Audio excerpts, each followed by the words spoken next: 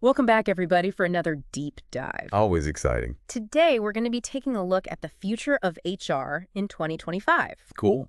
And to help us with that, we have Elena Badear, Managing Director of Valoria Business Solutions. Okay. And she's put together this really interesting document that really kind of tries to blend this idea of constant human elements of HR with the kind of crazy AI stuff that's happening. It's a really compelling vision. When you think about the future, it's easy to get caught up in the metaverse and all this crazy tech. But Elena really grounds us by highlighting what remains crucial in HR, even as the world around it transforms. So let's jump into those. What are these constant elements that stay the same, and why should someone listening to this care about these things? So Elena points to three things that remain crucial in HR. Okay. And the first is human relationships are still king. No matter how sophisticated algorithms become, they can't replicate the power of empathy, clear communication, and trust. These are the foundations of strong company cultures and thriving teams. So basically, even in the age of AI, people skills are still a superpower. Yeah, and this is great news for you because it means that honing your interpersonal skills will be a huge asset in the future job market. Think about it. If you can master the art of building relationships, understanding different perspectives, and navigating complex team dynamics, you'll be in high demand no matter. That's reassuring to hear. Yeah. Okay, so what's the second element? The second is the need for continuous development. Okay. And this makes a lot of sense when you consider how quickly technology is evolving. The skills that are in high demand today might be obsolete tomorrow. So what you're saying is we all need to become lifelong learners. Exactly. Got it. Elena predicts that professional development will become increasingly personalized and accessible online. Imagine having access to micro-learning modules, virtual simulations, and personalized coaching, all tailored to your specific needs and goals. That sounds amazing. Yeah. But how do we even know where to start? That's a great question, and one that I think we'll all be grappling with in the coming years. But based on what Elaine is seeing, I think there will be a growing demand for both technical skills, like data analysis and AI programming, and soft skills, like adaptability, creativity, and complex problem solving. It's not just about acquiring knowledge. It's about developing the ability to learn and adapt. Okay, cool. So the key is to stay curious and constantly be seeking out new opportunities to expand your skill set. Love it. Yeah. Okay, so that's the second element, the need for continuous development. What about the third element? So the third element is how the role of HR itself changes. And this is where things get really interesting. Okay. Elena sees HR moving beyond its traditional support function and becoming a strategic partner for leadership. Okay. So what this means is that HR professionals will play a more influential role in shaping the future of work. So HR is going from the back office to the boardroom. Exactly. Wow. And this shift has big implications for you. Okay. If you're interested in HR, this could be an incredibly exciting time to enter the field. And even if you're not, it's important to understand how these changes might impact the companies you work for and the roles you take on. That makes sense. Think about it. Will you be working for a company that embraces the strategic potential of HR? It's a good question. Will your manager see you as a valuable asset to be developed? These are questions worth considering. For sure. As you navigate your career. It's a whole new world for HR, that's for sure. Yeah. And speaking of new worlds, let's talk about AI. Elena dives into the massive impact that AI is going to have on HR. And she doesn't hold back. Yeah. Elena paints a picture of AI completely transforming processes in HR. Okay. Not just automating a few tasks here and there. She envisions AI becoming HR's superpower. AI as a superpower. That sounds pretty intense. It is. Give me some specifics. Okay. How will this actually play out? Take recruitment, for example. Okay. Elena describes AI scanning thousands of resumes in seconds. Okay. Not just looking for keywords, but analyzing patterns. Wow. And predicting which candidates are the best fit for the role and the company culture. That's impressive. Yeah. But it also raises some questions. Sure. What about the human touch? Will AI dehumanize the hiring process? That's a valid concern. Yeah. But Elena argues that AI can actually make the hiring process more human. Oh, interesting. Think about it. Okay. Right now, many qualified candidates get overlooked. Yeah. Because their resumes don't contain the right keywords, or because they don't fit a certain mold. Yeah. But AI can analyze a candidate's skills and experience in a much deeper and more nuanced way, identifying hidden potential that might be missed by a human recruiter.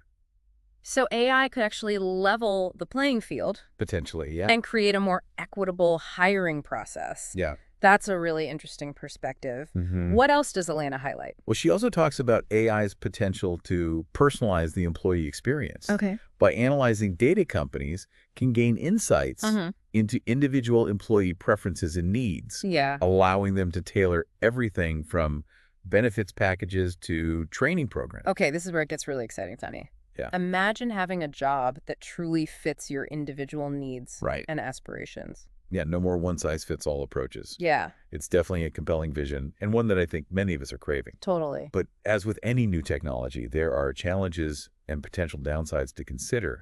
Well, for starters, there's the issue of data privacy. Right. How much data are we comfortable sharing with our employers? And how can we ensure that this data is being used responsibly and ethically? That's a crucial question. It is. We need to be thoughtful about how we balance personalization with privacy. Absolutely. Yeah, okay. And then there's the question of human connection. Oh, okay. If AI takes over many of the tasks that HR professionals currently handle, how will that impact the relationships between employees and their employers?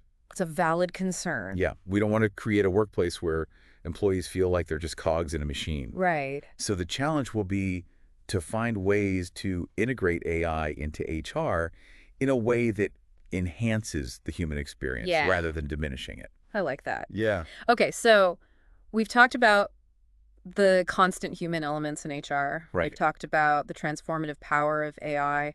What else does Elena see on the horizon for the future of work? Well, she highlights a trend that's already gaining momentum: the rise of hybrid work models. Okay.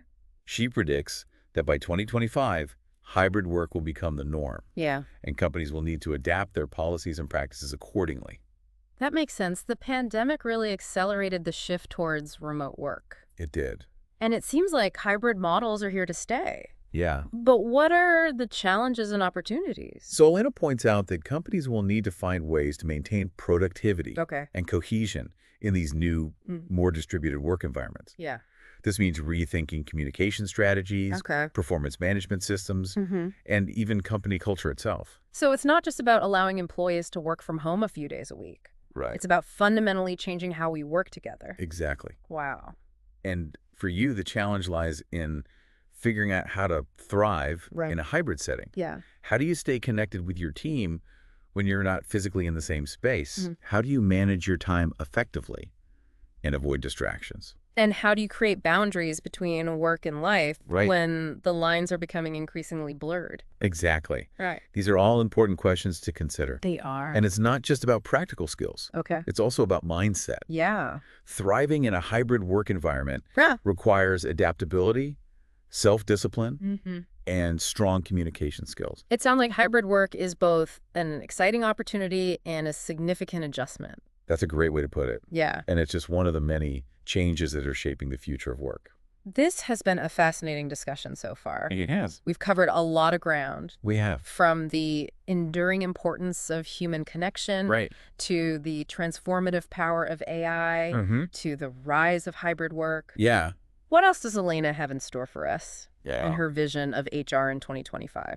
She brings up a crucial topic that we haven't touched on yet: reskilling. Reskilling. Tell me more. So Elena predicts that as technology continues to evolve at warp speed, reskilling will become absolutely critical for both individuals and organizations.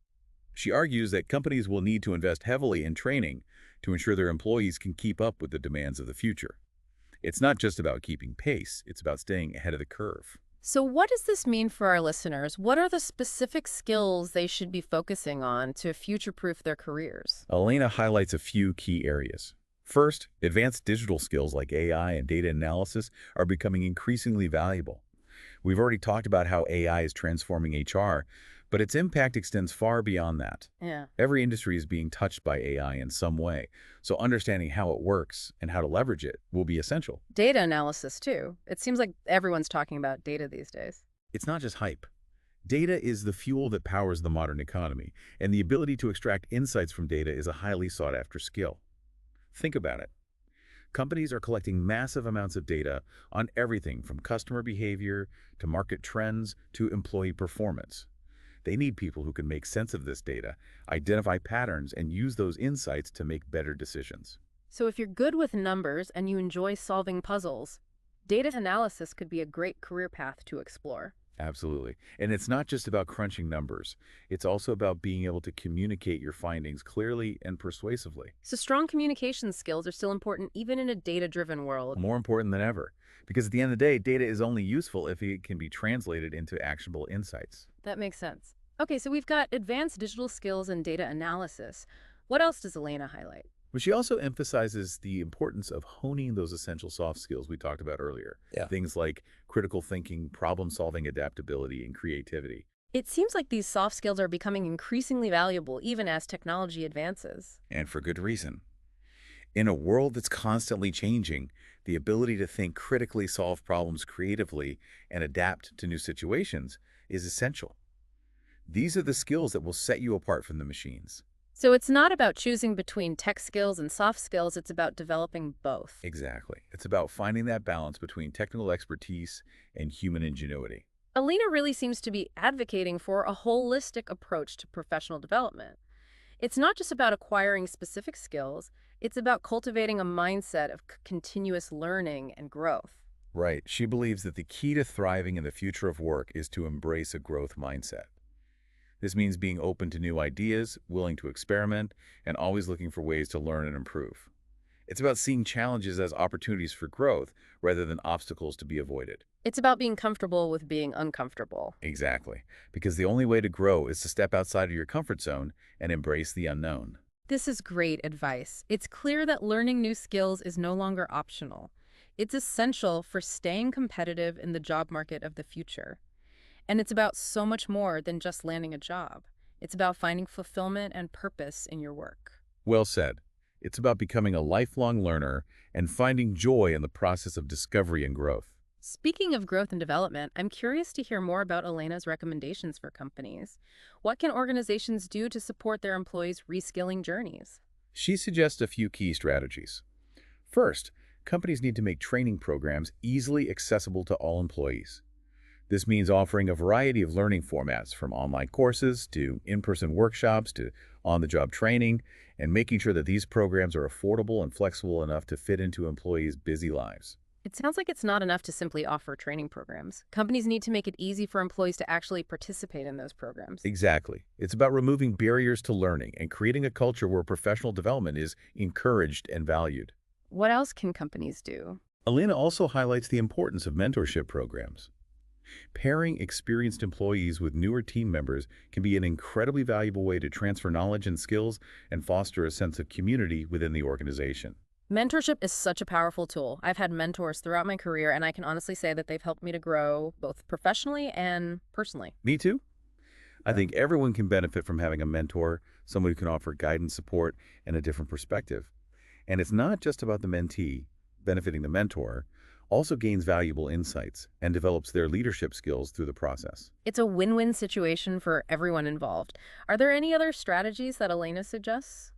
Yes, she talks about creating opportunities for internal mobility. This could involve offering cross-functional training programs or allowing employees to rotate through different departments to gain new experiences and skills. That's a great idea. It helps employees broaden their horizons and discover new areas of interest within the company. And it can also help to break down silos and foster collaboration across departments. Absolutely.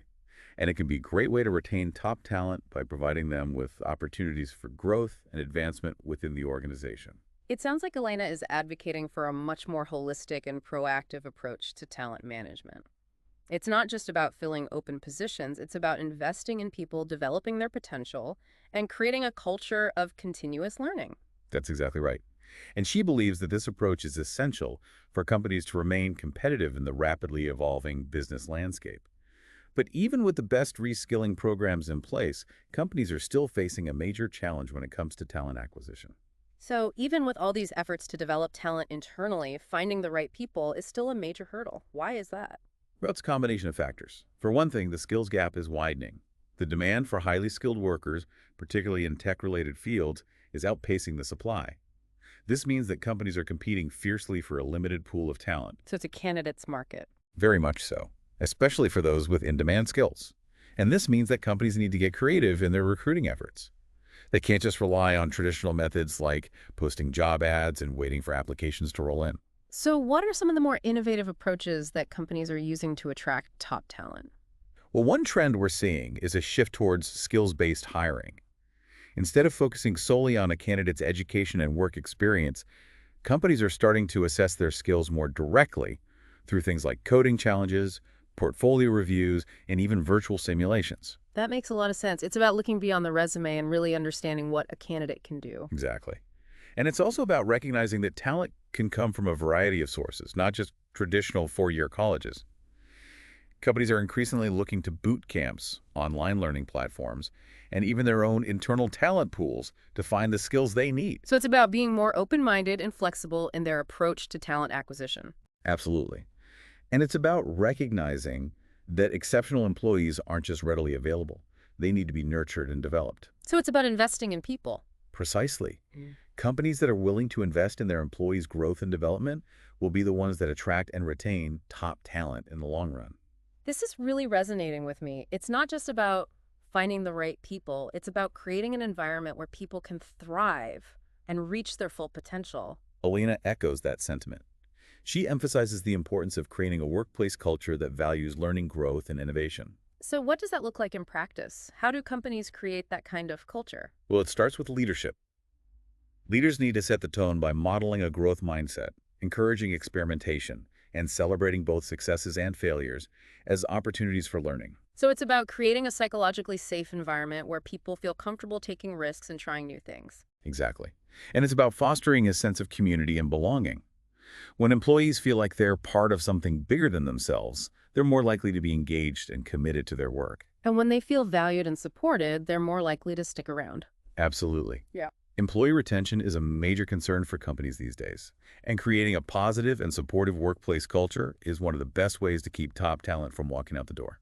So it's not just about attracting talent, it's about keeping that talent engaged and motivated over the long term. Right, and that's where employee well-being comes into play.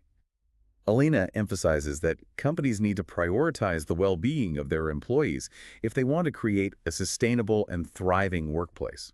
This is a topic that's close to my heart. It seems like we're finally starting to recognize that employee well-being is not a perk. It's a necessity. Absolutely. And it's not just about offering things like gym memberships and free snacks.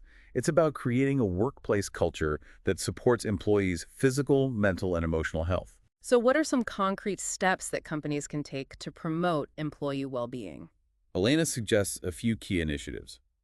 First, companies need to promote work-life balance. This could involve offering flexible work arrangements, encouraging employees to take breaks throughout the day, and setting clear boundaries between work and personal time. It's about recognizing that employees are whole people with lives outside of work. Exactly. And it's about understanding that when employees feel balanced and fulfilled in their personal lives, they're more likely to be productive and engaged at work. What else can companies do? Elena also suggests creating a culture where employees feel comfortable speaking up about their needs and seeking support when they need it. This could involve providing access to mental health resources, offering employee assistance programs, or simply creating a workplace environment where it's okay to not be okay. It's about breaking down the stigma surrounding mental health and creating a culture of compassion and support. Absolutely. Yeah. And it's about recognizing that everyone struggles from time to time and that it's okay to ask for help. This is so important. We spend so much of our lives at work. It only makes sense that our workplaces should be supportive and nurturing environments. I completely agree. And I think we're starting to see a shift in that direction. More and more companies are recognizing the importance of employee well-being and are taking steps to create healthier and more supportive workplaces. This is a really encouraging trend. It seems like we're moving towards a future of work that is more human-centered and values-driven. I think so too. And I think Elena's insights provide a valuable roadmap for navigating this evolving landscape. She challenges us to think differently about the role of work in our lives and to create workplaces that are both productive and fulfilling. It's about finding that sweet spot where individual well-being and organizational success are mutually reinforcing. Exactly. And that's a vision worth striving for. This has been an incredibly insightful discussion. We've covered so much ground: reskilling, talent acquisition, the importance of culture and well-being. What else does Elena have in store for us in her vision of HR in 2025? Well, she also delves into the evolving role of HR itself. She believes that HR has the potential to become a true strategic partner for business leaders, playing a key role in shaping the future of work. This is something we touched on earlier, but I'm eager to hear more about what this looks like in practice. How does HR move from a support function to a strategic driver? Elena suggests that HR needs to develop a deep understanding of the business, its goals, and its challenges. This means staying informed about industry trends, analyzing data to identify opportunities and risks, and working closely with business leaders to develop strategies that align with the overall business objectives. So it's about being more than just a people person. It's about being a business person who understands people. Exactly. It's about bringing a human-centered perspective to strategic decision-making. And it's about using data to inform those decisions. Absolutely. Data is essential for understanding workforce trends, identifying skills gaps, and measuring the impact of HR initiatives. It seems like data is becoming increasingly important in every aspect of HR. It's true. And that means that HR professionals need to develop their data literacy skills. They need to be able to collect, analyze, and interpret data, and to communicate their findings in a clear and compelling way. So if you're thinking about a career in HR data analysis, skills are a must-have. Absolutely. And it's not just about crunching numbers. It's about using data to tell stories, to identify patterns, and to make informed decisions. It's about using data to make HR more strategic and impactful. Exactly. And that's what Elena is advocating for. She believes that HR has the potential to be a true driver of business success, not just a support function. That's a really empowering vision for HR, and it's exciting to think about the possibilities. But I'm curious, are there any challenges or roadblocks that HR might face in achieving this more strategic role? Well, one challenge is that HR often struggles to get a seat at the table when it comes to strategic decision-making. Why is that? I think it's partly due to historical perceptions of HR as a purely administrative function. So it's about changing mindsets, both within HR and within the broader organization. It's exactly. HR needs to demonstrate its value as a strategic partner, and business leaders need to be open to hearing HR's perspective. So it's about building relationships, communicating effectively, and proving that HR can add value beyond traditional HR functions. Absolutely. And it's also about developing the right skills and capabilities within HR. Elena outlines a few specific areas where HR needs to focus its efforts in order to become a true strategic partner. Let's dive into those in part 3 of our deep dive. All right, so we're back, and we're ready to jump into those specific areas that Elena outlines. Okay. Where HR needs to focus to become a true strategic partner. So she highlights the need for HR professionals to become true data wizards. Data wizards, I love that. Yeah. So we're not just talking about like basic data entry or running reports. No, not at all. We're talking about something... It's much more sophisticated. Sophisticated, yeah. Yeah, Elena argues that HR needs to embrace data analytics as a core competency. Okay.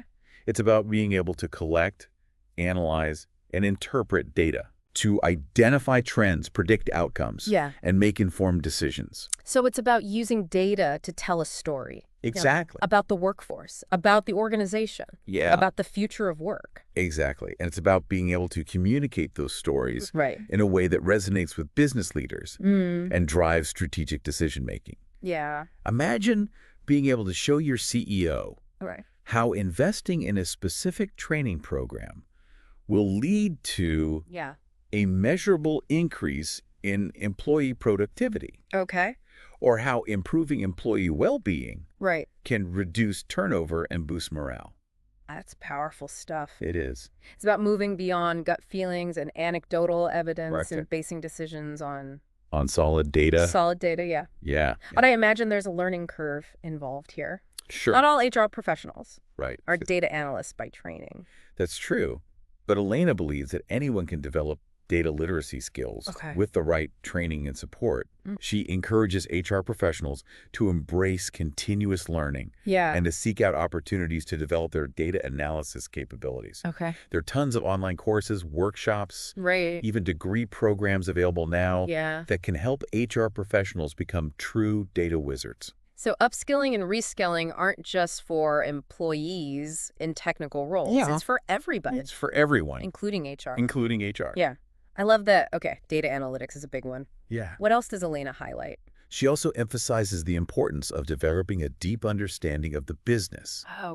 HR professionals need to be able to speak the language of business to understand the company's financial statements, its competitive landscape, and its strategic goals. So it's not enough to just understand people. Right. HR also needs to understand the business itself. Exactly. It's about being able to connect the dots between people, strategy, and results. How can HR professionals develop this business acumen? So Elena suggests a few approaches.